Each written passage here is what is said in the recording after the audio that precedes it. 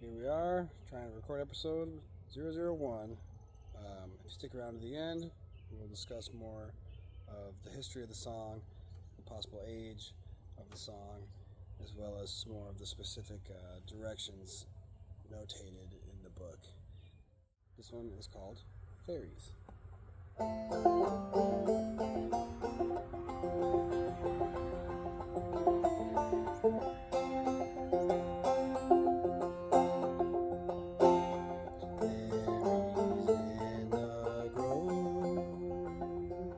Dripping light, gaily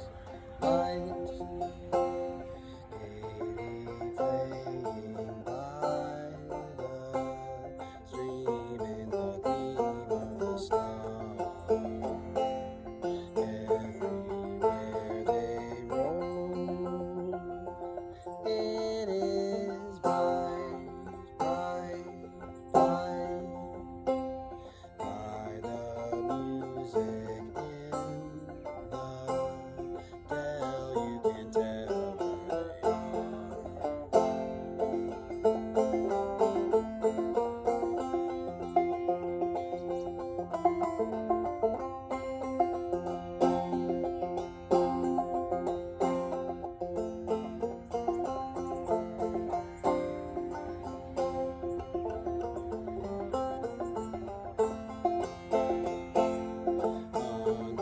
underneath the moon,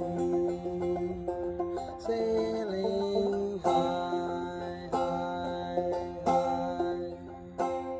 They are dancing in a ring for their king and their queen. Very, very soon they must fly, fly, fly, for they know that not a day in the day must be seen. Not a day in the day should be seen. Faeries, there it is. Let's stick around for some history. So as you can see here, it says it's composed by Harvey Worthington Loomis as well as Christoph Willibald von Gluck. Played gracefully in the key of F major. Now if you're a music lover, you'll see that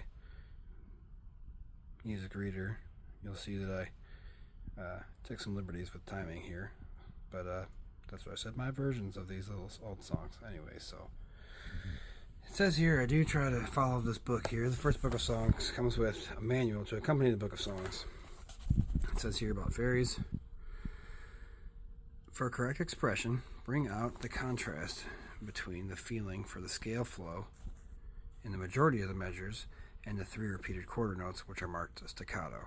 By observing those contrasts, the desired lightness and gracefulness of expression is obtained. So I tried to do that here in the song. Faeries in the grove, tripping, light, light, light. Those dotted quarter notes being staccato. I tried to pull that off as much as I could within my talent zone. Let's talk about the age of these two fellas here. The thing I find most interesting is that Harvey Worthington Loomis was born in 1865 and died in 1930. As an American composer, while Christoph Willibald von Gluck was born in 1714 and died in 1787 as a composer of Italian and French opera.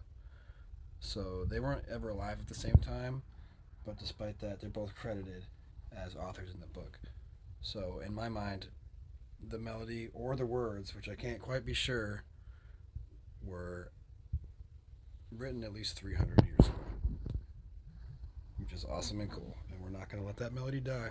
So thanks for tuning in to episode 1.